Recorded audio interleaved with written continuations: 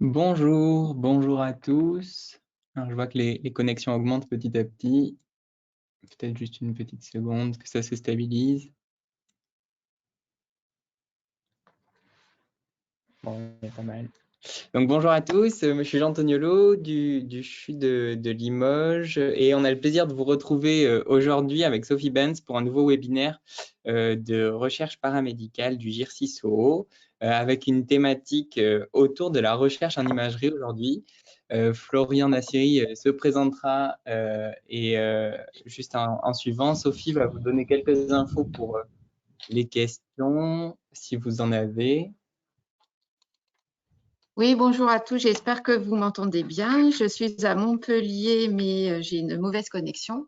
Donc, juste pour les aspects logistiques, vos micros sont fermés, ils le resteront pendant toute la session. Par contre, on aura 2 petits temps dans le webinaire où vous pourrez poser vos questions. N'hésitez pas via le chat ou les questions. Moi, je les reprends et puis avec Jean, on les posera à Florian qui nous fait l'honneur de présenter son parcours et ses travaux aujourd'hui. Ok, ben Florian, encore merci et à toi la parole du coup. Eh bien, merci à vous. Bonjour à tous. Tout d'abord, je vous remercie d'avoir pu vous libérer pour assister à ce webinaire qui est organisé par le GIRCISO, que je remercie d'ailleurs pour la sollicitation. Donc, je m'appelle Florian Nassiri, je suis manipulateur d'électroradiologie médicale au CHU de Poitiers et je vais vous parler de recherche paramédicale en imagerie et plus particulièrement, je vais vous présenter les projets qui sont menés au sein du service d'imagerie de mon établissement. Alors, petit point sur mon parcours professionnel. Donc, je suis manip depuis 2013. J'ai suivi donc, les cours à l'IFMEM au CHU de Poitiers. J'ai intégré pendant 1 an à peu près le service d'imagerie conventionnelle. Puis en 2014, je suis parti au scanner où j'ai été formé et je continue à exercer encore aujourd'hui. À partir de 2015, j'ai intégré le DIU, donc diplôme interuniversitaire d'échographie d'acquisition, qui me permet donc d'exercer l'échographie sous la responsabilité d'un médecin. Donc aujourd'hui, mon activité est partagée donc 2 tiers d'écho et 1 tiers de scan. Depuis donc 2022, j'ai suivi le cursus N1 santé publique à l'ISPED, donc l'Institut de santé publique et d'épidémiologie de développement de Bordeaux. Donc une année qui a été divisée en 2. Hein. J'ai suivi le soir, donc les cours du soir, et donc pendant 2 ans. Et avant de commencer la présentation des différents projets, et pour vous assurer une bonne compréhension de certains points méthodaux des projets que je vais vous présenter, Jean m'a proposé d'aborder les paramètres qui permettent d'évaluer les performances d'un test diagnostique. Donc, lorsque l'on cherche à évaluer les performances d'un test diagnostique, on est amené à rencontrer 4 résultats différents possibles, qui sont donc les vrais négatifs, faux négatifs, vrais positifs, faux positifs. Donc un vrai positif, c'est lorsqu'un cas est classé vrai positif, ça signifie que le diagnostic du test indique la présence d'une condition ou d'une maladie chez un individu qui la possède effectivement. Donc en fait, si on veut simplifier cet énoncé, on peut dire que les personnes qui ont la maladie les personnes qui ont la maladie sont correctement identifiées comme positives par ce test. Donc, je vais essayer, pour vous aider de mieux comprendre, d'imager ces différents exemples, avec différents exemples. Donc, forcément, hein, ça aura un lien avec l'imagerie. Prenons le cas d'un vrai positif, donc une fracture visualisée par un urgentiste, confirmée par le radiologue lors de son interprétation. Donc là, c'est un vrai positif, parce que l'urgentiste a trouvé la fracture, et le radiologue, qui est considéré comme le gold standard, c'est-à-dire la référence, valide le diagnostic initial. Ensuite, il y a les faux négatifs. Donc, c'est un diagnostic qui indique à tort l'absence d'une condition ou d'une maladie chez un individu qui la possède effectivement. Donc, on reprend le même exemple. Une fracture qui a été non décrite par un urgentiste est détectée, corrigée par le radiologue. Donc là, il y a un avis discordant entre les 2 médecins et c'est toujours l'avis du radiologue qui prime. Donc le vrai positif et le faux négatif nous permettent de calculer la sensibilité d'un test. Donc la sensibilité, c'est la capacité d'un test à déterminer correctement les cas pathologiques. Donc, dans notre contexte, cela consiste à mesurer la capacité à détecter une radiographie pathologique lorsqu'elle l'est. Et donc, pour l'estimer, il faut calculer la proportion de vrais positifs, donc les VP, dans tous les cas pathologiques. Donc, mathématiquement, ça fait VP sur VP plus Fn. Passons ensuite au vrai négatif. Donc, c'est un diagnostic qui indique correctement l'absence d'une condition ou d'une maladie chez un individu qui ne la possède effectivement pas. Donc là, pour mieux comprendre l'exemple, donc une radiographie décrite comme normale par un urgentiste, confirmée par un radiologue. Là encore, les deux avis sont concordants, c'est un vrai négatif. Donc il reste le faux positif, qui est un diagnostic qui indique à tort la présence d'une condition ou d'une maladie chez un individu qui ne la possède pas effectivement. Dernier exemple, une fracture décrite par un urgentiste et non retrouvée par le radiologue lors de son interprétation. Donc, avis discordant, le radiologue prime, c'est un faux positif. Donc, le vrai négatif et le faux positif nous permettent de calculer la spécificité d'un test. Donc, c'est donc sa capacité à déterminer correctement les cas non pathologiques. Donc, dans notre étude, ça consiste à mesurer la capacité à détecter une radio normale lorsqu'elle l'est. Et même logique que pour la sensibilité, hein, donc c'est les vrais négatifs sur l'ensemble des cas sains. Donc vrai négatif plus faux positif. On va sortir un peu de l'imagerie et on va prendre un exemple plus généraliste sur un test de dépistage du VIH. Donc ce test a une sensibilité de 95%. Ça veut dire que 95% 95% des personnes qui ont réellement le VIH seront identifiées comme positives par ce test. Ça veut aussi dire que les 5% restants ne seront pas détectés. Et ce même test de dépistage a une spécificité de 98%. Ça veut donc dire que 98% des personnes qui n'ont pas le VIH seront identifiées comme négatives par ce test. Les 2% restants seront donc identifiés à tort comme positives. Et ça nous amène à l'exactitude. Donc on peut aussi dire précision, et le terme que vous retrouverez certainement le plus souvent, c'est le terme anglais, donc accuracy. L'exactitude, c'est la capacité d'un test à différencier correctement les cas pathologiques et les cas sains. Et donc pour le calculer, pour l'estimer, il faut prendre donc la proportion de vrais positifs et de vrais négatifs, donc tous les vrais, sur l'ensemble des cas. Et là, ça nous donne l'exactitude.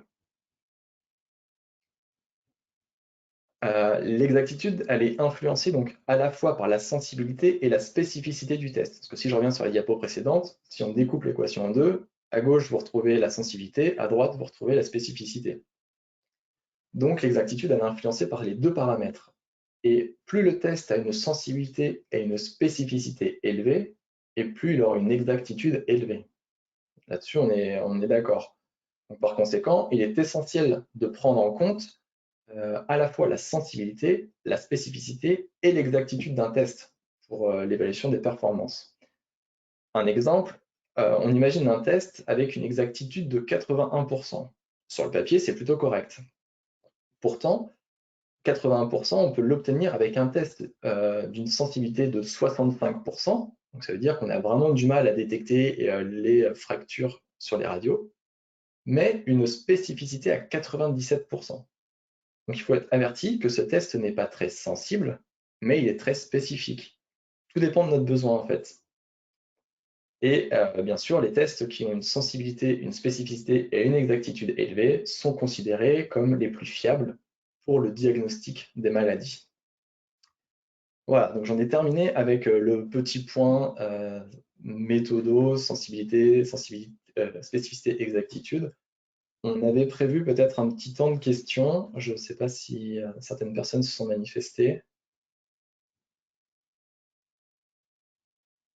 Moi, pour l'instant, je vois encore aucune question. Jean, tu as une question? Moi, pour ma part, c'était vraiment très clair et merci pour ce rappel. mais on va peut-être laisser peut-être une petite minute parce que je vois qu'il y a pas mal de personnes qui se sont connectées, 39 participants, c'est très bien. Donc peut-être voilà, une petite minute pour des questions.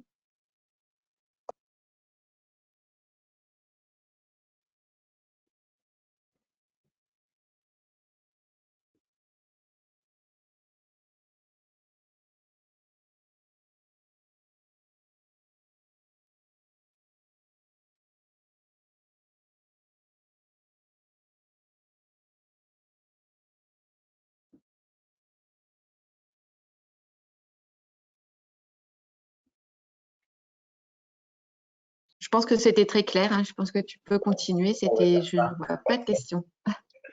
Très bien, merci. Donc, voilà, on clôt ce point et j'enchaîne avec la recherche en imagerie, donc au CHU de Poitiers. Je vais vous présenter succinctement les différents projets qui sont soit en cours, soit qui vont être mis en place dans le service. Donc, on va commencer avec Daphné. Donc, l'étude Daphné pour évaluation de la douleur et de l'anxiété des patientes au cours d'une hystérosalpingographie narrativisée par un casque de réalité virtuelle. Donc, c'est un projet qui est porté par mon collègue Guillaume Davy. Donc, tout d'abord, l'hystérosalpingographie, c'est un examen d'exploration par voie endocavitaire de l'utérus qui est réalisé dans le cadre d'un bilan d'infertilité. C'est donc un examen anxiogène pour la patiente. Il faut imaginer qu'il se déroule en position gynécologique sur une table de radiologie avec donc mise en place des étriers. Dans la salle, on est entre 2 et 3 personnes, hein, donc en général c'est 2 manips et un radiologue. C'est un examen invasif, douloureux et anxiogène, hein, donc il y a plusieurs études qui documentent tous ces effets.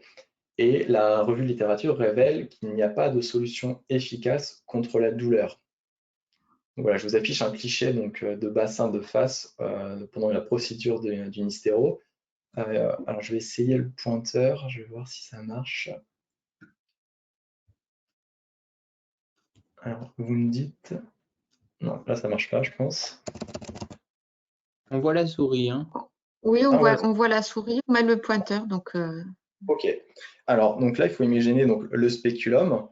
Ensuite, le radiologue donc, introduit une tulipe en plastique pour venir cathétériser le col utérin. Ensuite, il injecte une quantité de produits de contraste iodé qui va venir donc mouler les parois de l'utérus et par pression venir remonter au niveau des trompes de Fallope jusque dans les ovaires. Donc c'est clairement pas un examen agréable. L'avantage de cet examen, c'est que c'est un examen qui a visé donc diagnostic à la recherche de malformations et thérapeutique, parce que la mise en pression des trompes de Fallope peut dans certains cas les déboucher et donc lever l'infertilité de la patiente. L'idée de Guillaume, c'est de proposer de manière randomisée un casque de réalité virtuelle aux patientes. Donc, alors, puisque vous voyez ma souris, donc voilà, le casque, c'est un casque qu'on vient de poser sur les yeux, et ensuite il y a un casque audio avec une réduction de bruit, mais suffisamment bien réglé pour qu'on puisse quand même communiquer avec la patiente si besoin. Et ce casque permet une immersion visuelle et auditive avec différents décors qui sont choisis par la patiente avant l'examen. Donc, Daphné, c'est une étude bicentrique randomisée avec 2 groupes parallèles de 30 patientes. Et l'objectif, c'est de comparer la douleur entre le groupe contrôle, le groupe où la personne n'a pas le casque de réalité virtuelle, et le groupe qui bénéficie du casque de réalité virtuelle. Et l'objectif secondaire, hein, enfin le principal objectif secondaire, c'est d'évaluer l'anxiété de la patiente. C'est un projet qui a reçu le financement du GIRC-SOHO par l'appel à projet APIRES. Ensuite, donc, nous avons le projet Réussir VVP pour comparaison de l'efficacité des techniques d'assistance à ultrasons versus infrarouge face à l'approche standard de la pose de voie veineuse périphérique chez les personnes à accès veineux difficile. Donc, il faut savoir que la pose de BVP en France est l'acte invasif médical le plus fréquent, avec des chiffres estimés à 25 millions par an. Au CHU de Poitiers, 1/10 des cathéters utilisés le sont par l'imagerie. Et parmi ce 10e, on a les 2/3 qui sont utilisés exclusivement par le service de scanner. Donc, la pose de voie veineuse périphérique dès la première tentative, en tout cas la réussite dès la première tentative, est un enjeu essentiel pour le patient en termes de douleur, d'anxiété, de risque d'extravasation lors d'injection de produits de contraste, pour aussi bénéficier d'un accès rapide aux soins. Ça permet également de maintenir une relation soignant-soigné, et même pour le soignant, hein, en termes de confiance en soi, en termes d'autonomie, ne pas aller chercher son collègue parce qu'on n'a pas réussi à perfuser. Et il y a aussi une image pour l'institution et aussi le coût, hein, parce que mettre 3 cathéters au lieu de 1, à force, ça finit par représenter une somme. Et donc, pour essayer de prédire la difficulté de perfusion d'un patient, il existe un score clinique qui s'appelle l'échelle ADIVA, qui a été développée, standardisée. Et donc, c'est celle-ci qui sera utilisée pendant l'étude. Et l'objectif principal, c'est de comparer la proportion de cathétérisme veineux périphérique réussi dès la première tentative entre la méthode classique, donc gold standard, hein, donc c'est la référence, la technique éco-guidée et la technique par illumination à infrarouge, donc uniquement chez les patients adultes qui ont donc des difficultés d'accès veineux. La première image que vous voyez avec le bras et la lumière verte, donc ça c'est la technique par illumination infrarouge. Ça permet de mettre en évidence le système veineux périphérique, superficiel, pardon. Et la deuxième image, c'est donc un échographe ultra portable qu'on a eu la chance d'avoir en essai dans le service, qui nous permet de visualiser et de cathétériser des veines plus profondes. Donc c'est un projet qui est également porté par Guillaume Davy et qui a reçu le financement projet innovation du CHU de Poitiers et donc inscrit aussi au fonds Aliénor. Un projet qui est tout récent, puisqu'il en est encore à l'étape de rédaction du protocole. C'est un examen qui sera, c'est un protocole qui sera dédié aux examens réalisés sur l'IRM 7 Tesla. Donc pour rappel, hein, le Tesla, c'est l'unité de mesure de l'intensité du champ magnétique. Donc généralement, dans les hôpitaux, on retrouve des 1,5 ou des 3 Tesla. Donc celle-ci, c'est une des plus grosses IRM qui existent en France, en clinique. D'ailleurs, c'est la seule qui est utilisée aussi en clinique. Donc elle a été installée en 2017. Et puisque le champ magnétique est encore plus important, les contre-indications sont encore plus nombreuses et les séquences sont un peu plus longues et les examens sont plus longs. La contrepartie aussi du champ magnétique, c'est une réduction de la taille du tunnel. Donc en fait, tout ce que les patients redoutent, cette machine le propose. Donc il faut trouver une solution pour que l'examen soit réalisable dans les meilleures conditions pour le patient. Donc j'ai des collègues qui sont formés à l'hypnose, mais pas tous.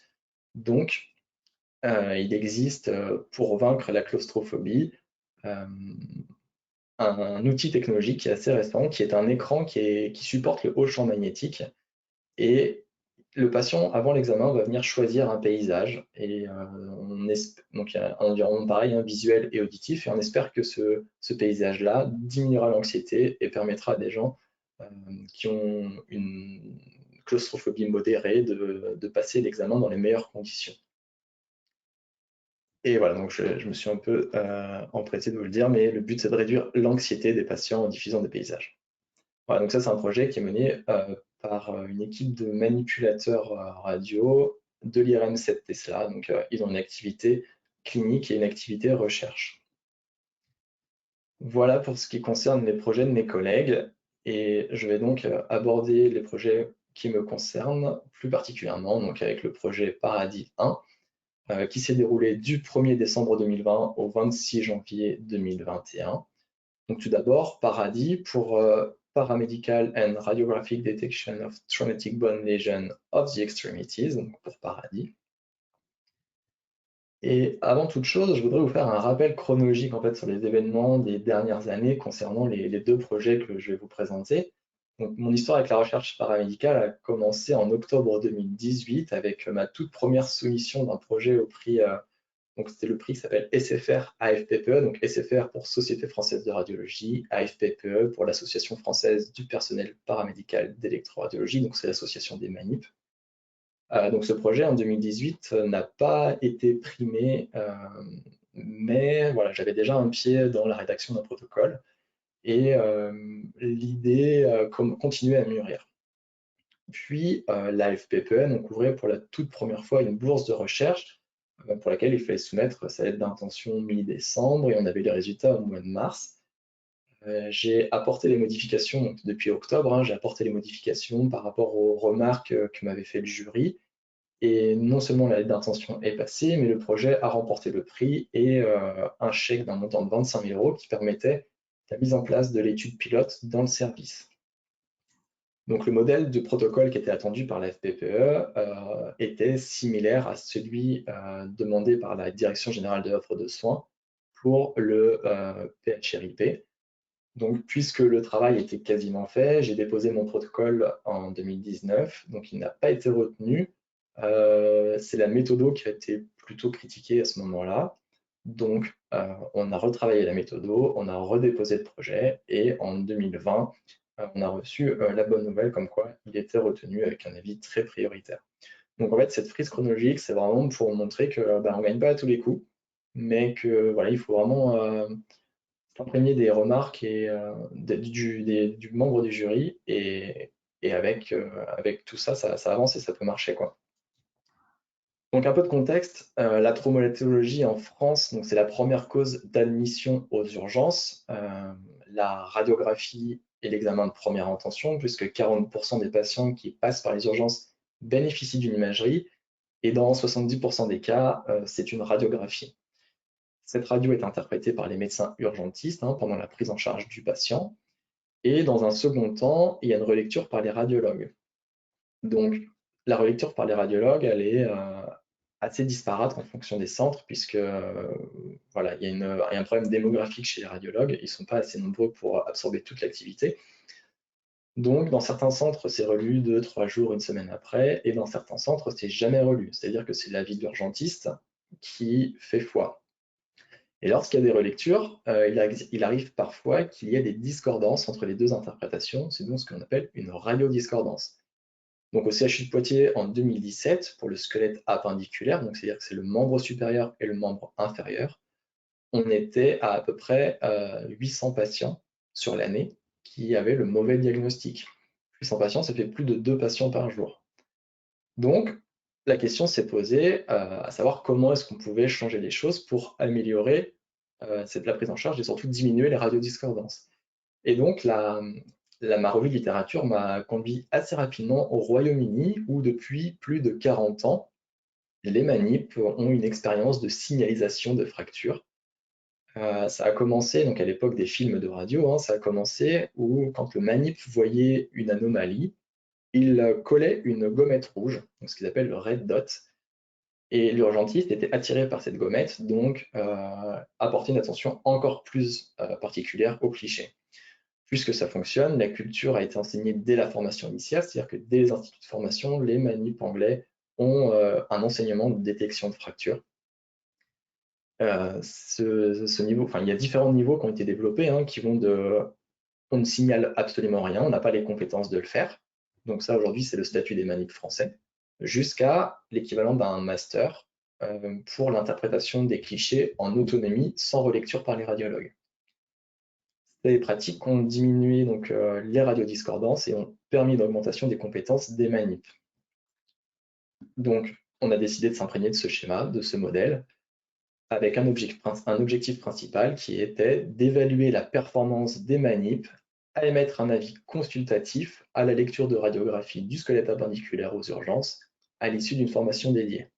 Donc là, il y a un terme qui s'appelle avis consultatif. Donc c'est un terme que nous avons choisi avec beaucoup d'attention puisque on a décidé de ne pas parler d'interprétation. L'interprétation reste médicale. Nous, on soumet un avis, c'est-à-dire qu'on est une aide. On se dit, voilà, d'après le manip, on pense que c'est ça. Donc, passons ensuite à la méthode, enfin aux méthodes. Donc c'est une étude pilote rétrospective monocentrique d'exactitude diagnostique. Donc elle est classée hors loi Jardé selon la législation française. Quelque chose aussi, ouais, que je ne vous ai pas dit, donc on a pris 2017, parce qu'en 2017, il n'y avait pas encore de solution d'intelligence artificielle dans l'établissement. Ça veut dire que quand on récupère l'interprétation du radiologue ou l'interprétation de l'urgentiste, on est certain que c'est leur interprétation et qu'il n'y a pas eu le biais apporté par l'intelligence artificielle. Donc ensuite, parmi les articles de la revue littérature, j'étais tombé sur un outil de formation donc, développé par le professeur Chris Wright qui s'appelle RadBench. Donc je l'ai contacté et on a commencé à travailler ensemble, on a noué un partenariat pédagogique. Donc son outil permet de quantifier la performance diagnostique des manips avant et après formation. Donc initialement, la durée de l'étude était prévue pour 12 mois, sauf que, voilà, je ne sais pas si vous vous souvenez de la date, on a commencé début 2020, donc on est tombé en plein dans la pandémie. C'était quand même assez compliqué pour mes collègues de s'investir personnellement quand la situation sanitaire était quand même très très compliquée. Parmi les 41 manips du service, 19 se sont proposés. Donc j'avais donc 14 femmes et 5 hommes. Donc les critères d'inclusion, ils étaient simples, hein. Il fallait être titulaire d'un diplôme valide, donc c'est sur la base du volontariat, et il fallait exercer aux urgences au CHU de Poitiers en radiologie conventionnelle. Et le critère d'exclusion, c'était un départ ou un changement de service prévu dans les 8 mois, souvent suivant le début de l'étude. Les 8 mois simplement parce que c'était toute la période pendant laquelle le manip allait être sollicité.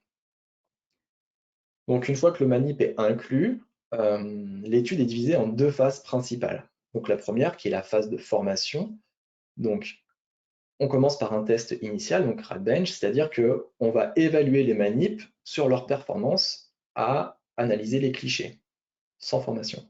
Ensuite, on a une formation pendant 8 mois, et à la fin de cette formation, on refait un test donc de difficulté équivalent au test initial, mais avec des clichés différents, et on regarde l'évolution de leur performance diagnostique. Et enfin, pour les manips qui valident un niveau de performance requis, on reviendra dessus plus tard, ils ont accès à la phase d'analyse terminale. Donc l'outil de formation, on a décidé de le diviser par module. Chaque module correspond à une localisation anatomique. Pour les cours, donc c'est des cours qui étaient sur le format PDF, c'est-à-dire que j'ai pris les recommandations des sociétés savantes. Donc j'avais la médecine d'urgence, l'orthopédie et la radiologie principalement. Des ouvrages de référence, des sites internet alimentés et corrigés par les pairs. Donc il y a un site en imagerie qui s'appelle Radiopédia, qui est une grande source d'inspiration. Voilà, donc j'ai fait les cours et à la fin de chaque cours, donc à la fin de chaque module, un test formatif, donc notamment pour le coude. Une fois qu'ils ont eu tout le PDF, qu'ils ont tout appris, ils avaient entre 15 et 20 clichés de coude à me dire s'ils trouvaient que le cliché était normal, probablement pathologique ou pathologique. Et lorsque c'était pathologique ou probablement pathologique, je leur demandais de me décrire quoi, où, comment. Donc le quoi, est-ce que c'est une fracture, est-ce que c'est une luxation, ou être capable de décrire précisément la localisation anatomique de la lésion, et comment, est-ce qu'il y a un déplacement, si oui, le sens du déplacement. Et quand on met quoi, où, comment bout à bout, eh bien c'est ce qu'on appelle l'avis consultatif. Voilà, donc on pourra revenir aussi dessus un petit peu plus tard. Et à la fin de la formation, pour les manipulateurs qui ont validé au moins 80% de sensibilité, donc pour rappel, c'est la capacité à détecter les clichés pathologiques, 80% de spécificité et 80% d'exactitude, alors ces manips étaient éligibles pour passer à la phase 2. Le seuil de 80%, il n'est pas tiré du chapeau, on s'est là encore calqué sur le modèle anglo-saxon. Les radiologues, avant de pouvoir entrer en exercice officiellement, ils ont un test à passer de lecture de radio où il faut qu'ils fassent au moins 90% pour les trois indicateurs. Nous, c'était la première étude en France, c'était une formation qui n'était pas testée, donc on avait abaissé ce seuil à 80%. Et donc les manips qui ont validé les 80% passaient à la phase d'analyse. Donc cette phase d'analyse, c'est 400 dossiers qui ont été réalisés sur des patients hospitalisés en urgence, qui ont été tirés aléatoirement de notre PACS, donc tant sur les adultes que sur la pédiatrie. Nous les avons anonymisés. Nous avons récupéré l'interprétation initiale du radiologue. Nous avons envoyé à faire un double interprété par un deuxième radiologue qui n'avait pas participé aux premières interprétations. Là où on a été surpris, c'est qu'entre radiologues, il existe des discordances. Donc il a fallu qu'on cherche un troisième radiologue qui n'avait participé ni à la première ni à la deuxième. Et lorsqu'on avait deux comptes rendus qui disaient la même chose, on considérait que c'était le gold standard.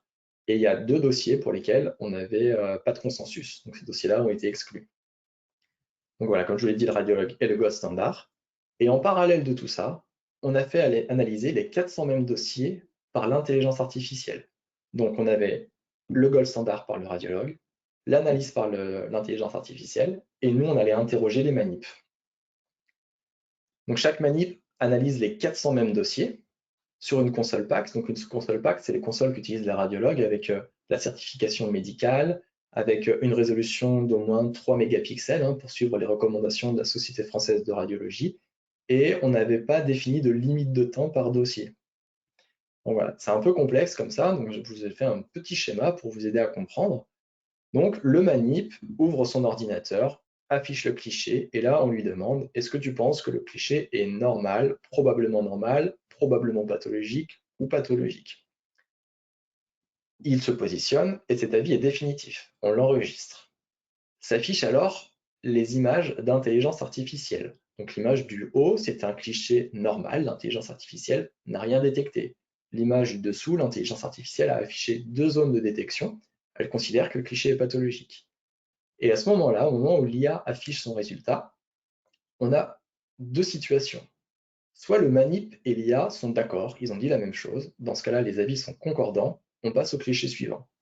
Ou alors, les avis sont discordants, et là, le manip, il a la possibilité soit de se dire « Ah, à mon avis, je me suis trompé, c'est l'IA qui a raison, je modifie mon avis pour aller dans le sens de l'intelligence artificielle. » Ou alors, il se dit « Alors là, c'est sûr, elle dit n'importe quoi, c'est moi qui ai raison, je maintiens mon avis. » Donc là, cette étape, pour nous, elle est très importante, parce qu'elle nous permet à l'analyse de déterminer si c'est le manip qui corrige l'intelligence artificielle ou si c'est l'intelligence artificielle qui rehausse le niveau du manip. Et une fois qu'il s'est positionné, il passe au cliché suivant, etc., etc., pour les 400 dossiers. Donc les résultats pour la phase 1, donc ça c'est la phase de formation. Donc sur les 19 manips, j'en ai perdu 5 de vue. Donc il y a 4 femmes et 1 homme qui ont abandonné, ça représente quand même presque, plus de 25%. Hein. Et 3 n'ont pas atteint les 80% de performance. C'est-à-dire qu'il ne m'en restait plus que 11 sur les 19 de départ. Donc j'en avais 11 qui étaient éligibles.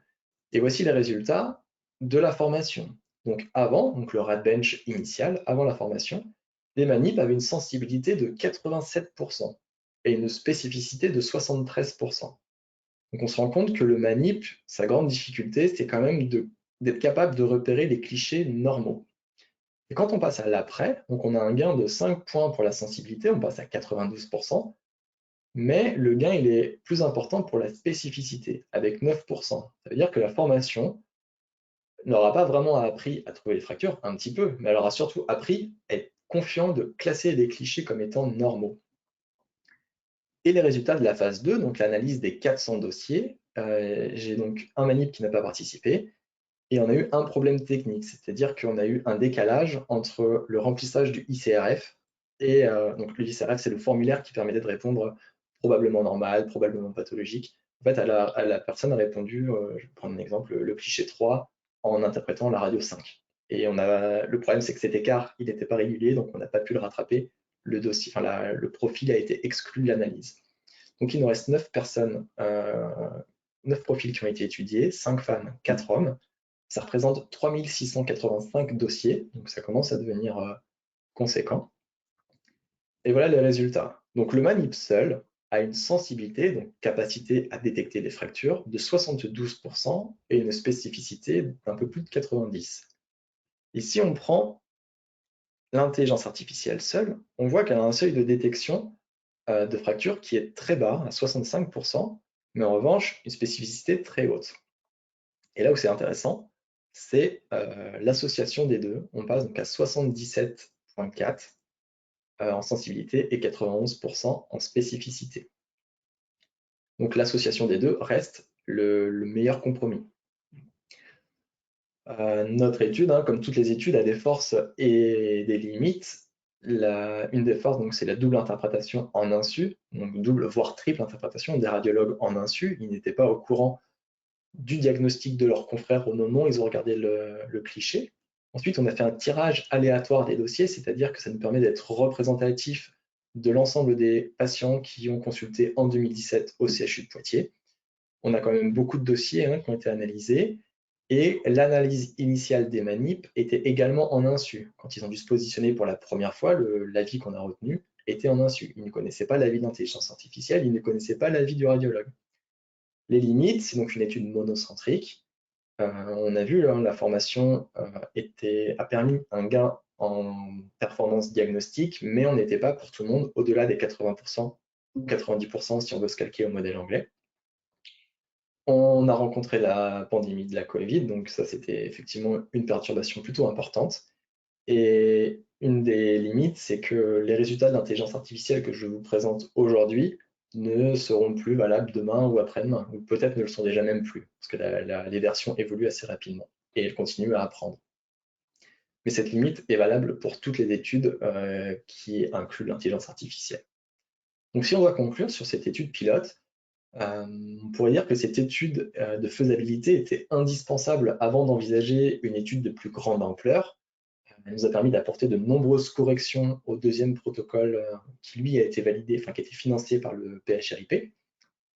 Un des résultats principaux, c'est que l'intelligence artificielle seule, en tout cas la version testée, n'était pas encore prête pour l'analyse des clichés ostéo-articulaires en autonomie. Elle nous a également indiqué que la formation nécessitait un renforcement plutôt majeur. Donc certes, l'intelligence artificielle n'est pas autonome, mais on l'a vu, associé avec l'intervention du manip, le duo a le potentiel d'améliorer la prise de décision et en particulier dans la détection des anomalies, donc la sensibilité. Et donc tous ces arguments tendent vers l'intérêt de poursuivre avec une étude multicentrique, donc de plus grande ampleur, avec plus de manip engagés. Et donc c'est ce que nous avons fait avec Paradis 2, qui a commencé il y a un petit peu plus d'un an, le 24 février 2022, et qui est toujours en cours. Le titre a évolué un petit peu, donc évaluation de la performance des manipulateurs d'électroradiologie médicale, spécifiquement formés à la lecture radiographique du squelette appendiculaire, à émettre un avis consultatif aux urgences, assisté ou non d'un logiciel d'intelligence artificielle. Donc, ce titre, en fait, on peut vraiment le décomposer en 4 parties qui correspondent en fait aux fondements principaux de notre étude. L'objectif principal, c'est toujours le même, c'est évaluer la performance des manips à émettre un avis consultatif sur les clichés aux urgences après une formation dédiée. Donc la méthode, elle a un peu changé, puisque d'une étude monocentrique, on est passé à une étude multicentrique. Donc on a intégré le CHU de Poitiers, le CHU d'Angers, le CHU de Bordeaux et le CH de Valenciennes. On a renouvelé le partenariat avec le professeur Chris Wright et donc son outil RadBench. On a décidé d'inclure 17 manips par centre. Donc il y a 4 centres, on était censé arriver à 68. Nous, on a pu en inclure que 16, puisque c'était déjà la deuxième étude dans le service. Donc les personnes qui avaient participé à l'étude pilote ne pouvaient plus participer. Et le manip n'est pas une ressource intarissable, donc on a pu en inclure que 16. Pourquoi 17 ? Donc le biostat avait calculé qu'il fallait à peu près 30 manips minimum à la fin de l'étude pour avoir une puissance statistique suffisante. Donc, nous sommes servis des proportions d'abandon et de performance insuffisantes sur l'étude pilote pour calculer en fait qu'il nous fallait 17 manips au départ si on en voulait au moins 30 à la fin. On a également rehaussé le niveau de performance attendu à la fin de la formation. Donc là, on s'est vraiment calqué sur le modèle anglo-saxon avec 90% de sensibilité, de spécificité et d'exactitude. Et on a augmenté un petit peu la durée de l'étude puisque la formation se densifie, ça prend plus de temps, donc il faut augmenter la durée d'étude. On a aussi décidé de créer une plateforme pédagogique en ligne accessible 24 heures sur 24, 7 jours sur 7. Donc en fait, on a créé un site internet. Comme je vous l'ai dit, nous on n'interprète pas, on analyse Donc, on analyse des radios. La radio en anglais, c'est X-Ray. Donc, on a fait une plateforme qui s'appelle AnalysX. Et comme vous pouvez le voir, ici s'affichent les cours, les différents modules. Donc, le manip, s'il préfère travailler le matin, il se connectait le matin. S'il préfère le soir ou la nuit, voilà, il était libre de se connecter quand il voulait. On a donc, comme je vous l'ai dit, densifié la formation. On estime que ça représente à peu près 42 heures. D'après les premiers retours, on aurait un petit peu sous-estimé. Donc peut-être que voilà, on revérifiera tout ça. Et la plateforme contient aujourd'hui 1918 questions. Alors à quoi ça ressemble cette plateforme? Je vous ai affiché un cliché, donc une radiographie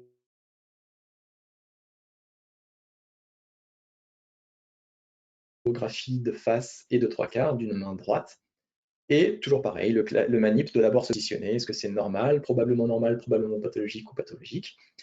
Et si le manip coche 3 ou 4, s'affiche alors l'onglet à droite avec quoi ou comment. Tout est enregistré, nous ça nous permet de corriger en ligne. Et donc là, ici, ce qu'on attendrait, par exemple, ça serait, vous voyez, il y a une fracture juste ici. J'espère que vous voyez, donc sur le 5e métacarpien, donc le quoi, ce serait une fracture transverse, ou tiers moyen du 5e métacarpien droit, comment, on voit sur le 3/4 qui a une légère angulation palmaire. S'il répond ça, il a 3 points, et il peut passer à la question suivante.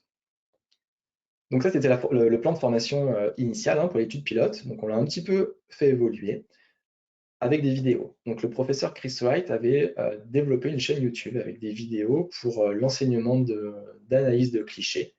Donc j'ai récupéré les scripts, j'ai traduit, j'ai densifié pour certaines vidéos. Comme je vous l'ai dit, pour eux, ils ont un enseignement déjà sur leur cursus à l'école de formation. Donc il y a des choses pour lesquelles c'est logique, c'est normal pour eux. Nous, on n'a jamais vu, donc il faut qu'on reprenne de la base. Donc voilà, on a densifié ces vidéos, traduit, j'ai enregistré ma voix, on a fait une nouvelle chaîne YouTube et on a maintenu les formats PDF. En général, il y avait 2 vidéos, il y a une vidéo d'anatomie et une vidéo de pathologie. Donc à la fin de la vidéo d'anatomie, il y a un quiz sur l'anatomie, et à la fin de la vidéo de pathologie, il y a un quiz sur les pathologies. Et ensuite, une fois qu'ils se sont bien entraînés, ils font le test formatif. Et toujours le même schéma pour chacun des modules. Concernant les méthodes, on n'a pas évolué, toujours 400 dossiers, toujours sur le control PAX, toujours pas de limite de temps. En revanche, on va faire un déblocage par série de 44 dossiers. Avec le retour d'expérience de nos collègues, on s'est rendu compte que certains étaient vraiment pris par le côté ludique de l'analyse de clichés. Et j'ai un collègue avec une nuit très calme, entre 3h et 7h du matin, il a interprété 200 clichés. Personne fait 200 clichés en 4 heures, quoi. Donc il était fatigué, il a manqué des cas qu'il n'aurait pas manqué, puisque ses performances aux entraînements étaient plutôt bonnes. Donc pour limiter ce problème-là, on donne 10 jours, on donne 44 dossiers, et on fait ça tous les 10 jours. Les résultats préliminaires, puisqu'on a les résultats de la formation, donc de la phase 1. Donc sur les 67 engagés, il n'y en a que 10 de perdus de vue. Donc ça, c'est déjà beaucoup mieux. Et parmi donc, les 57 restants, j'en ai 39 qui, à la fin de la formation, ont atteint 90% de sensibilité, spécificité et exactitude. C'est-à-dire que si on prend en parallèle l'étude pilote, donc à gauche, paradis 1, et l'étude multicentrique à droite, le avant formation, donc là on est à 87-73, 90-71, on peut estimer que c'est comparable. En revanche, l'après est vraiment intéressant puisqu'on passe à plus 5%, donc ça c'est vraiment exactement le même gain en sensibilité. Par contre, on double le gain en spécificité, c'est-à-dire qu'en moyenne, le groupe est à 89%, donc on est presque aux 90% attendu par le modèle anglo-saxon. Donc là, on peut estimer que la formation a vraiment bien évolué et que cette densification a été profitable pour les manips. Et donc la phase 2, qui je l'espère va commencer très bientôt, on garde donc toujours les 400 dossiers, ça je vous l'ai dit, toujours les Crampax, on répond sur un formulaire en ligne, et la petite nouveauté, c'est qu'il continue à utiliser le 1, 2, 3, 4, mais une remarque d'un professeur de radiologie d'Angers, que je remercie, m'a dit, on peut très bien dire que c'est cassé, et finalement se tromper, en fait, par exemple d'écrire une variante anatomique qui serait tout à fait normale, sauf que si on ne demande pas au manip de préciser la localisation de la lésion qu'il a vue, on pourrait faire des cas pour lesquels il ne s'exprime, enfin, pour lesquels il ne décrit pas correctement la lésion. Donc on leur ajoute de préciser ce qu'ils ont vu. Et je tenais vraiment aussi à préciser que le manip, enfin, le but de notre étude, c'est clairement pas de remplacer le radiologue. Nous, ce qu'on veut, c'est mettre à contribution les compétences des manips afin d'ajouter un maillon à la chaîne diagnostique dans la prise en charge aux urgences. Il ne faut pas oublier que certains internes aux urgences sont des internes de premier semestre avec très peu d'expérience. J'ai des collègues dans le service qui font de la radiographie depuis 20 ou 30 ans. Donc forcément, en termes d'expérience, c'est différent. C'est cette expérience-là qu'on aimerait valoriser.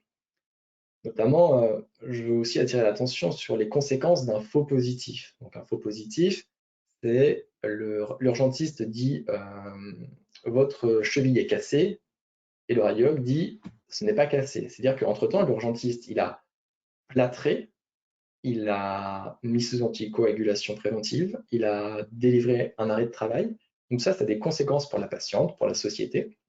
Et en revanche, un faux négatif, donc dire votre cheville va très bien alors que finalement elle était cassée, la personne peut continuer à marcher dessus, donc une fracture qui n'était pas chirurgicale devient chirurgicale, avec tout ce que ça entraîne, retard de consolidation, arthrose, algodystrophie. Voilà, donc c'est pas sans conséquence pour le patient. Donc nous, notre idée, ce serait vraiment de permettre un tri et une priorisation de l'interprétation des clichés par les radiologues. Un numérus à 90 degrés, personne n'a besoin d'être radiologue pour dire que c'est cassé.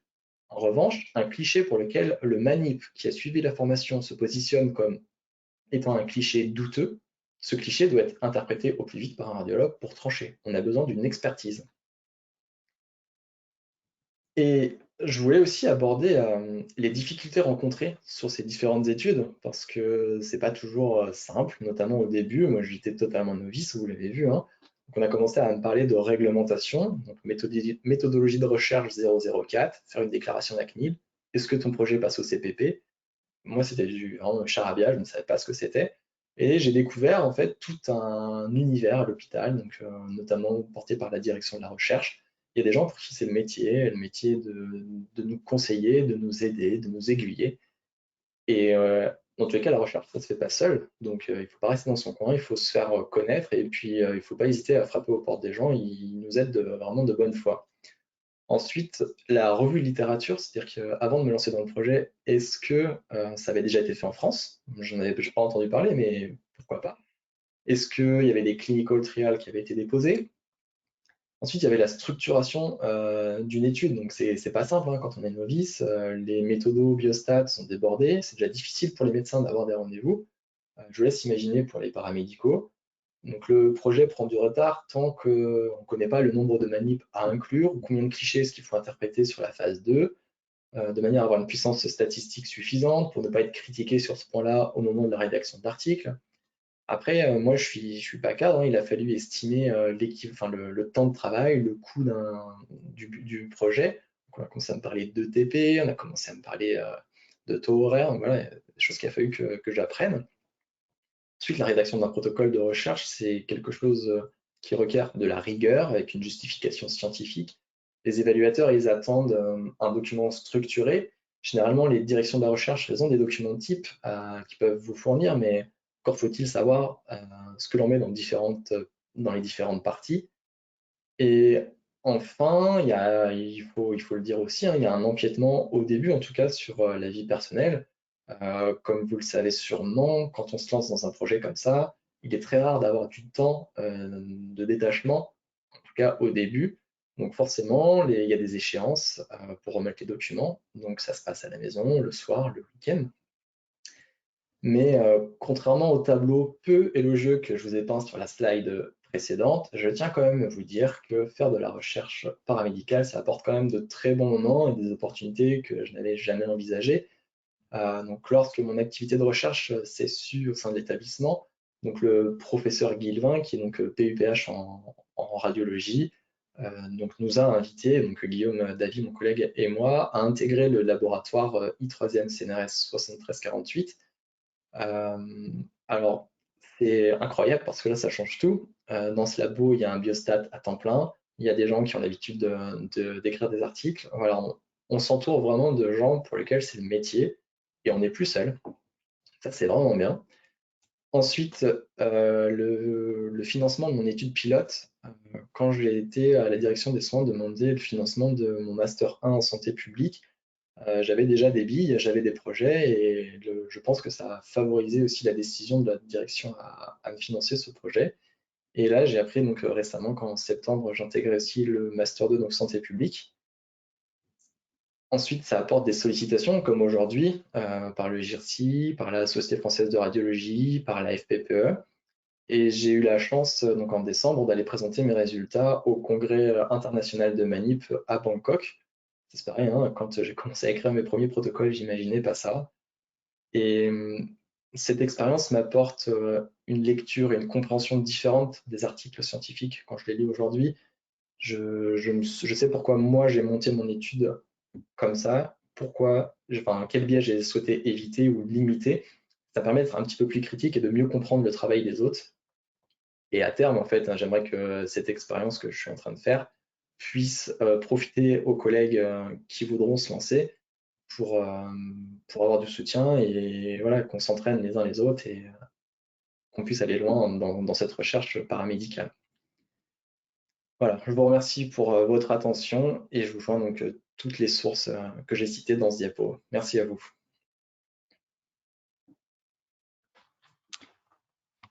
Et bien surtout, merci beaucoup Florian parce que c'était une présentation hyper claire, vivante. Enfin, on voit vraiment les tenants et aboutissants au-delà de l'apport théorique en plus, qui était pour moi très clair. Enfin, franchement, merci pour la qualité de cette présentation. Félicitations aussi pour tous ces projets et cette réussite. Le PHRIP, c'est beaucoup de travail et c'est bien de le mettre en avant, de le valoriser. Et franchement, félicitations pour ce travail. Merci. Donc peut-être si vous avez des questions, n'hésitez pas à les poser dans le chat. Alors il y a quelques bravo, super travail, belle présentation. Voilà. Florian pourra répondre à vos questions. Moi, je rejoins Jean pour les félicitations. Honnêtement, je suis très, très impressionnée par le parcours et la rigueur avec laquelle tous les protocoles ont été pensés et mis en œuvre. Donc, peut-être en attendant les questions, moi, j'en ai quelques-unes sur la formation. Ça, je suis très, très impressionnée. Est-ce que vous avez reçu un financement pour pouvoir la conduire? Est-ce que vous avez été aidé? Et voilà, maintenant je vois que c'est sur une chaîne YouTube. Est-ce que c'est accessible? Et est-ce que vous avez rencontré ce monsieur Chris Wright? Est-ce que vous êtes allé le voir en Angleterre? Enfin voilà, des questions sur la formation. Alors, je vais essayer de répondre à tout. Tout d'abord, la formation, elle s'est construite sur du temps de recherche, c'est-à-dire que j'avais du temps avec le PHRIP. Je vous ai présenté au début mon activité, donc 2 tiers écho, 1 tiers scanner. En réalité, depuis 1 an, je suis 50% recherche, 50% clinique. Donc sur ce 50%-là, ça m'a permis de créer la formation, puisque voilà, c'était pas tout à fait créé, en tout cas la plateforme, la densifier. Et donc au début, voilà, il y a tout un tas de problèmes techniques. Moi, j'ai jamais fait de site internet. C'est là où mon collègue Guillaume Navy m'aide vraiment beaucoup sur le point technique. Donc voilà, toute la formation, elle a été faite sur du temps recherche. Concernant le professeur Chris Wright, on a des échanges par mail, pas quotidien, mais quasi, et on travaille très bien ensemble. Le problème que je rencontre aujourd'hui, c'est que je m'estime ne pas avoir le niveau suffisant en anglais pour pouvoir prendre mon téléphone et l'appeler. Et ça, c'est vraiment un gros regret, parce que peut-être que, enfin, voilà, j'imagine qu'il fera l'effort de parler lentement et tout, mais c'est toujours frustrant de ne pas pouvoir réussir à dire ce qu'on veut, alors qu'à l'écrit, j'ai le temps de faire mes phrases et je sais que je serai bien compris. Donc pour l'instant, voilà, mais je progresse en anglais et puis un jour je l'appellerai. Mais pour l'instant, ça passe par mail. Actuellement, donc l'étude pilote, l'article est en cours de rédaction. Lui, il a déjà publié dans des revues spécialisées manip, donc il connaît le marché, si j'ose dire, parce que c'est un peu ça, hein. Moi, je découvre un peu le milieu de la publication et c'est quand même particulier. Donc lui, il m'aide beaucoup à ce niveau-là. Et je ne sais plus s'il y a une autre question, j'ai dû oublier la troisième, je crois. Désolé. Oui, merci. C'était éventuellement sur le coût, et je crois qu'il y a des questions qui viennent aussi par rapport à cette formation sur est-ce qu'elle est accessible à d'autres et par quel biais. Alors, cette formation, puisque le gros est fait, hein, on voulait la valoriser. Donc, alors tout d'abord, effectivement, les vidéos sont en ligne sur la chaîne YouTube du professeur Chris Wright. Donc, la chaîne, elle s'appelle RadBench. Donc, le nom de son outil, Image Interprétation. Et là, vous avez la version française et la version anglaise. Voilà, la formation, et donc on voulait la valoriser, donc on s'est rapproché de la faculté de médecine de Poitiers pour essayer de monter un DU. Le professeur Guilvin, donc le chef du labo dans lequel je suis, a été porté le projet, en fait, était totalement favorable. On avait trouvé un urgentiste, on avait trouvé un radiologue, on avait trouvé un orthopédiste pour venir intervenir, pardon. Et on aurait quand même continué à proposer la formation à distance. Et le problème, c'est que silence radio de la fac. Donc et entre-temps, en fait, j'ai appris que j'allais partir en master en septembre. Donc, je vais pas pouvoir et faire le master et monter le DU. Donc je mets en suspens pendant l'année scolaire et je rattaque, je rattaque en juillet 2023, 2024. Voilà, le but, ça sera vraiment de faire une formation une formation diplômante, certifiante, pour que les manifs puissent faire reconnaître leurs capacités. Et le but vraiment final, ça serait pourquoi pas de développer un protocole de coopération comme lequel je fais l'échographie, avec soit un urgentiste, soit un radiologue, soit les deux. Et mon idée finale, et ça sera certainement le sujet de mon prochain projet de recherche, ce serait aujourd'hui existent les pratiques avancées aux urgences pour les infirmières. Pourquoi pas mettre un manip en pratique avancée en analyse de clichés ou interprétation, comme on veut, et on peut créer des filières ultra courtes. C'est-à-dire que si on a prouvé que le manip, associé ou non à l'intelligence artificielle, a des performances au moins équivalentes au radiologue, on peut estimer que sur la petite traumatologie, hein, une infirmière de pratique avancée, un manip de pratique avancée, ça pourrait peut-être désengorger ce qu'on appelle des filières courtes chez nous, quoi. Voilà, donc là, ça peut, en fait, notre projet, il a mûri et on va plus loin que ce qu'on avait imaginé. C'est que on avait imaginé renforcer les compétences d'une profession et finalement, on est rendu à peut-être faire changer un circuit patient. Peut-être. Alors, c'est peut-être ambitieux, peut-être qu'on n'y arrivera pas, mais sur le papier, en tout cas, c'est envisageable, quoi.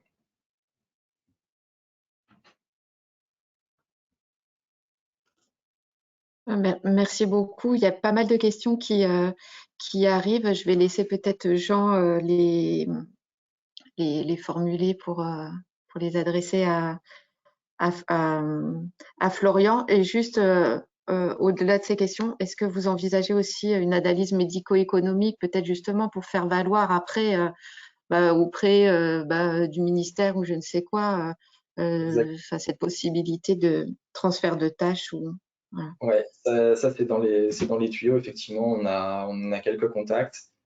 Là, vraiment, ce qui nous manque, alors, ce qui nous manque, c'est pas les idées.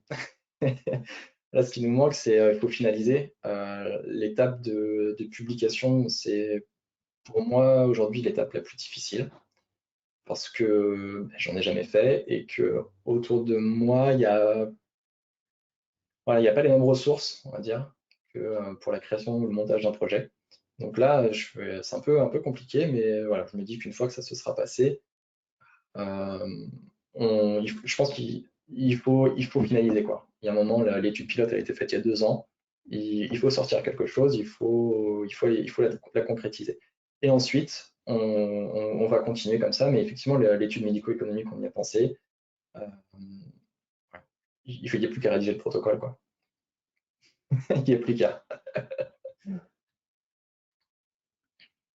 Merci. Du coup, plusieurs questions. Alors, il y en a qui, enfin, des réponses ont déjà été un petit peu abordées par ta réponse, Florian, qui était déjà bien complète. Mais quand même une question, parce que tu parlais de manipulateurs en pratique avancée. Il y a une question sur le fait d'intégrer cette formation dans le cursus initial des manipulateurs radio. Est-ce que ça pourrait pas être intéressant? Et puis, une question plus pratico-pratique, est-ce que ce poste, il pourrait être envisagé comme télétravail pour un manipulateur radio, par exemple, par la suite? Alors, concernant la formation initiale, moi je suis très peu au fait sur le nouveau protocole, le nouveau référentiel d'études, puisque j'appartiens en fait à l'ancienne. J'ai fait mes études avant la réforme, donc c'est vrai que c'est un peu abstrait. Euh, Si on ajoute ça, soit on densifie la formation, soit il faut qu'on retire quelque chose. Moi, je ne suis pas en mesure, je ne suis pas spécialiste, je ne suis pas formateur, je ne sais pas. Je ne peux pas vous répondre. Euh, Après, alors, je ne vous l'ai pas dit, parce que voilà, c'était déjà assez lourd comme présentation, mais je pense qu'en fait, on a fait une étude auprès des manips qui se sont engagés sur le projet, une étude pas de satisfaction, mais de reconnaissance professionnelle. On leur a demandé, avant tout ça, est-ce qu'il vous arrive déjà de modifier une prescription médicale? Chose qui est absolument interdite, mais quasiment une fois par jour, on a radiographie du poignet droit, alors que le patient se plaint d'une douleur au poignet gauche.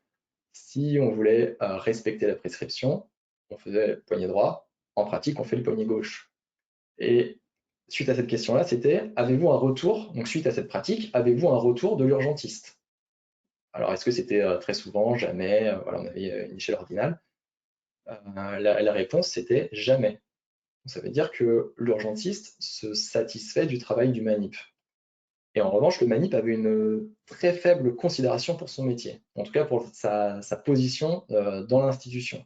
On avait des notes sur 10, on était à 3-4, quoi. Je trouve que c'est quand même triste d'avoir choisi un métier qu'on aime et de ne pas se sentir reconnu. À la fin, c'était, admettons que cette pratique puisse se démocratiser. Pensez-vous réévaluer votre évaluation justement de la considération professionnelle? Et là, il y avait un gain. En fait, je pense qu'il y a des manips qui attendent que ça, effectivement, d'évoluer dans le domaine qu'ils aiment, la radiologie, quoi. Je suis désolé, j'ai encore oublié la deuxième, je suis spécialiste pour répondre à une seule question à la fois. Pas de problème, c'était sur l'aspect possibilité de télétravail, d'organisation. Sur le principe, pourquoi pas? Alors après, en fait, il existe la téléradiologie, hein. C'est-à-dire que c'est des radiologues, des plateformes de radiologues qui interprètent à distance. Ça se fait.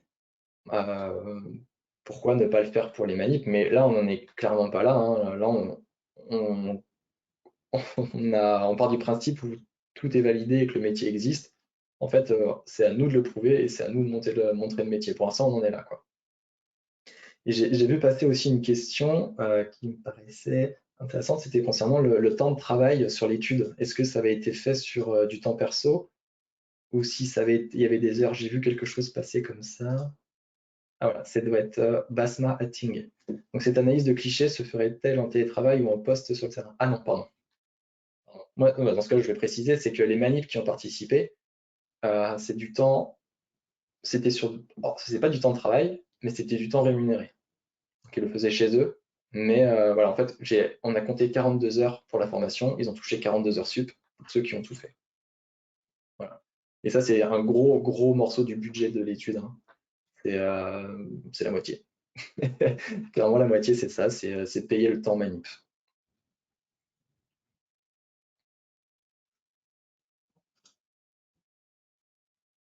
Ok, Ouais, Jean, je pense que c'est ça que tu voulais reprendre aussi, c'est sur l'accueil pareil. des radiologues par rapport au projet. Est-ce que c'est plutôt des obstacles ou au contraire, peut-être qu'il y a eu des soutiens, tu en as parlé un tout petit peu, mais ils pourraient aussi éventuellement vous accompagner sur la publication, la rédaction. Après, C'est une très bonne question de Gaël, que je remercie. quand j'ai commencé à aller voir les radiologues, avant que ce soit vraiment officiel, je suis allé voir les radiologues pour lesquels je sentais que c'était un peu plus compliqué. Je suis allé voir un par un. Et j'ai une personne qui m'a répondu qu'avant de lire les clichés, ce serait bien de savoir les faire correctement. Donc, c'est le genre d'accueil qui est quand même assez violent. Et je lui ai dit que peut-être que si on savait quoi chercher, dans ce cas-là, on les ferait correctement. Ou en tout cas, on ferait peut-être des incidences supplémentaires. Il m'a dit, ben, on verra. Voilà. Donc, à moi de lui prouver qu'on a raison. Mais ouais, non, c'est. En fait, je sais pas trop, on n'en parle pas trop. Ils savent que ça se passe, mais pour l'instant, ça les concerne pas vraiment. Donc, j'ai pas eu de frein. Aujourd'hui, j'ai pas eu de frein et j'ai même des soutiens. J'ai tous les radiologues là, de la plateforme I3M, 7 Tesla, tout le professeur Guilvin, Guillaume Herf, aussi qui est un jeune radiologue, voilà, eux nous soutiennent à fond. Pour les autres, on verra quand effectivement ça commencera à modifier les pratiques professionnelles. Là, je pense que c'est là où on aura soit une levée de bouclier, soit des encouragements, mais bon, je sais qu'un jour ça arrivera, quoi.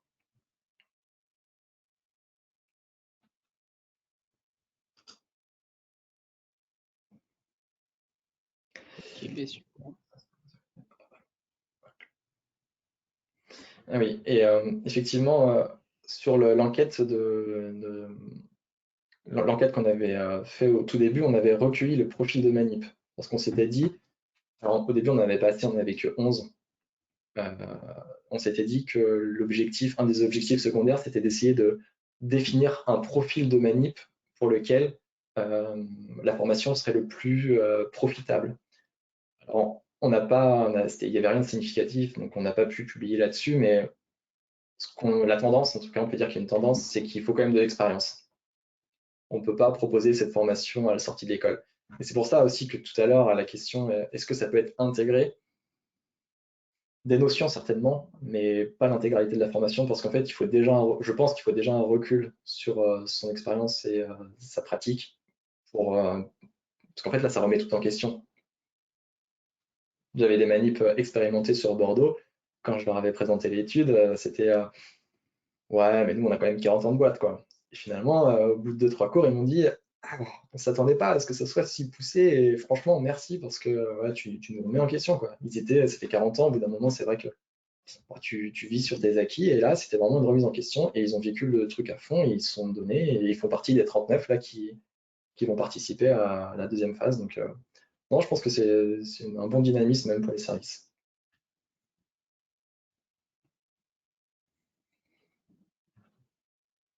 Et pour la sélection des centres associés, c'était par de bouche à oreille, parce que tu connaissais des manips ou parce que lors de congrès ou voilà, parce que j'ai l'impression qu'il y a des candidats là parmi les participants qui auraient bien aimé participer aussi à ce projet, éventuellement à un Paradis 3. Alors, au tout début, donc moi, mon cadre sup, c'est Fabien Voix, donc, qui est l'ancien président de l'Association nationale de manip. Donc, il a un réseau qui est quand même très important. Et il m'a dit, bah, si tu veux, je connais le cadre sup Bordeaux, je connais le cadre sup Angers. Donc déjà, le contact, j'avais le numéro de portable, donc le contact était très facile. Et ensuite, l'intelligence artificielle, en fait, c'était un prêt.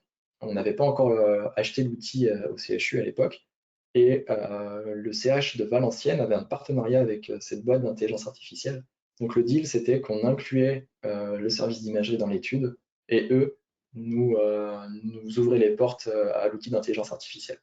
C'est pour ça que Valenciennes est inclus. Parce que c'est vrai que géographiquement, c'est pas à côté, quoi. Quand il faut y aller, effectivement, ça fait partie du jeu, mais c'est vrai que ça prend du temps, quoi. Donc c'était vraiment ça, c'était du bouche à oreille pour les centres périphériques, et puis après c'était un intérêt commun pour Valenciennes.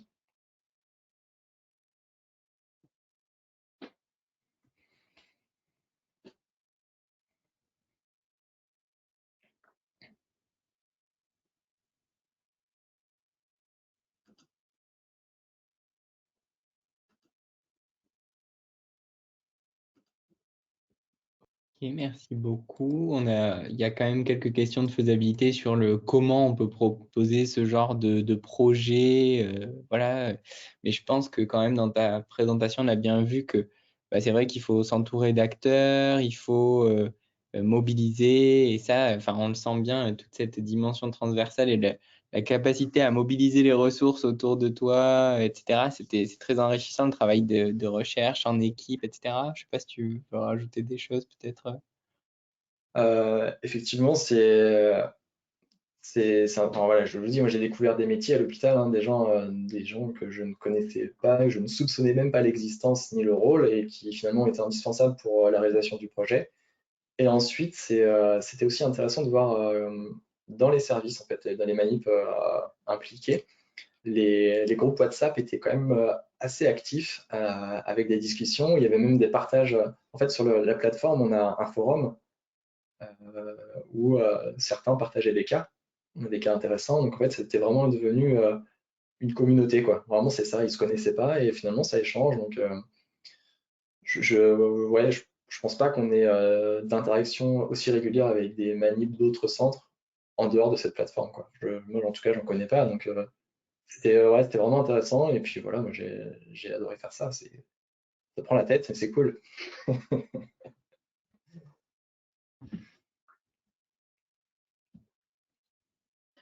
Tu vas pouvoir conserver les 50% en recherche dans le cadre de pour le M2?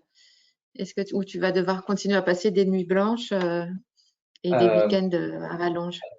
le M1, effectivement, c'était donc ils ont en fait à ISPED, ils ont un format exprès pour les personnes soit en reconversion, soit en activité. C'est-à-dire qu'ils découpent le programme en 2 ans. Donc en fait, le M1 est fait en 2 ans, ce qui nous permettait en fait le soir de bosser les cours. Là, j'ai des petits reliquats de financement d'études qui vont peut-être me permettre d'avoir une partie du master à 50%.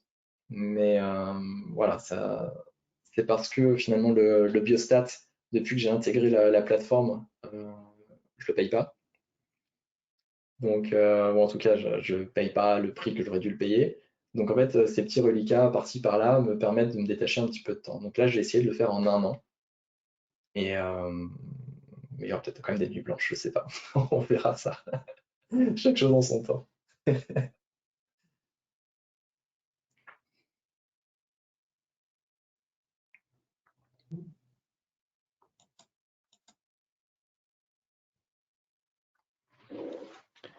Il y a quelques questions sur comment faire pour rejoindre s'il y avait un Paradis 3, des choses comme ça, mais peut-être qu'après les gens peuvent prendre contact avec toi directement. Ça sera peut-être une occasion de faire du réseau encore une Ouais. fois. Alors, c'est vrai qu'en fait, la question pour laquelle on n'a pas encore tout à fait tranché, c'est la participation. C'est vraiment le design de l'étude n'est pas encore tranché pour Paradis 3, puisque là, le but, c'est de faire du prospectif. Donc là, on travaillait sur des images qui ont été faites en 2017 et en 2019, donc il n'y avait pas d'incidence pour le patient.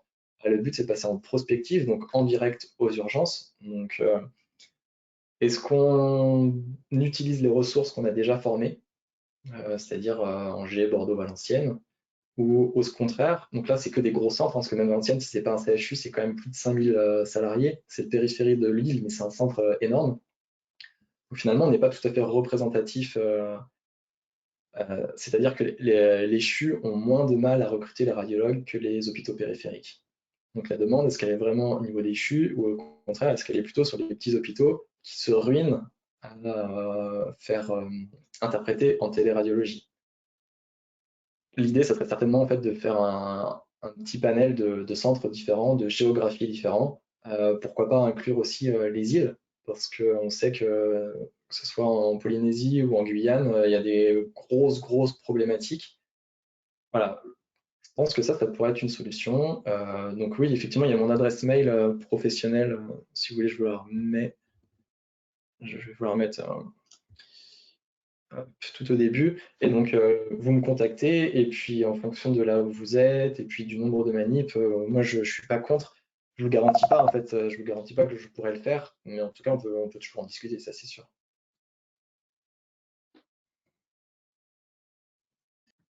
Ben, merci beaucoup à toi, Florian. Parmi les participants, il y avait quelques représentants de CH, il y avait quelques représentants de la Martinique et de la Guadeloupe. J'ai pas vu encore pour la Guyane ou la Réunion, mais en tout cas, comme les webinaires, je vous le rappelle aussi, sont visibles en replay.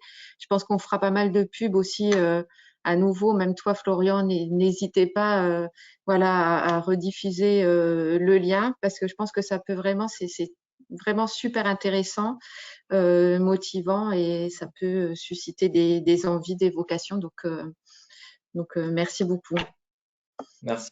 Si je peux juste répondre à Sophie Boisbouvier concernant la question sur l'activité de Guillaume, est-ce que ça donne envie à d'autres manifs de s'impliquer? En fait, je profite de mon temps de parole pour saluer en fait le travail que fait Guillaume. Donc, il est coordonnateur de recherche paramédicale à mi-temps avec donc Aurélie Giraud.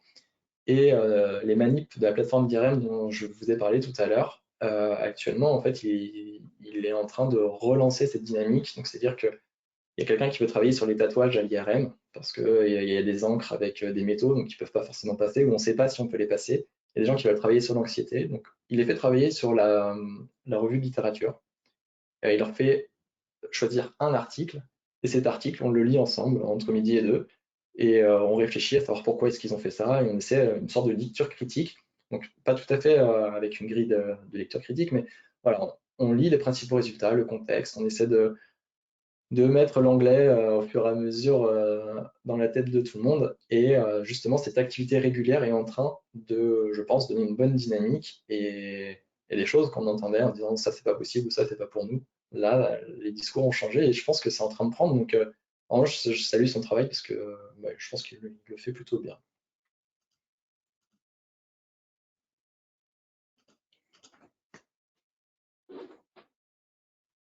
Eh bien, merci beaucoup. Encore beaucoup de merci à vous, c'est l'avenir, bravo, ça donne du sens à notre métier. Donc, beaucoup de retours très positifs.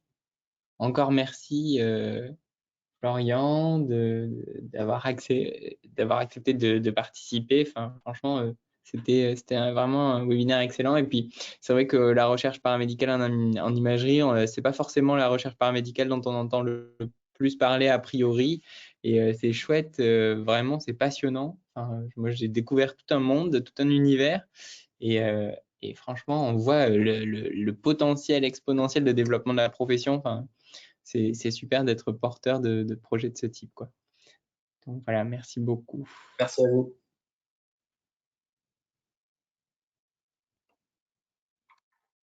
Merci à tous. On va clore ce webinaire et on vous annonce la date du prochain. C'est le 13 avril, c'est bien ça, Jean? Avril, il me semble aussi, oui. Et On parlera, ouais, vas-y, dis le titre. Ce sera sur l'harmonisation de l'enseignement de la recherche dans les instituts de formation en soins infirmiers en Nouvelle-Aquitaine.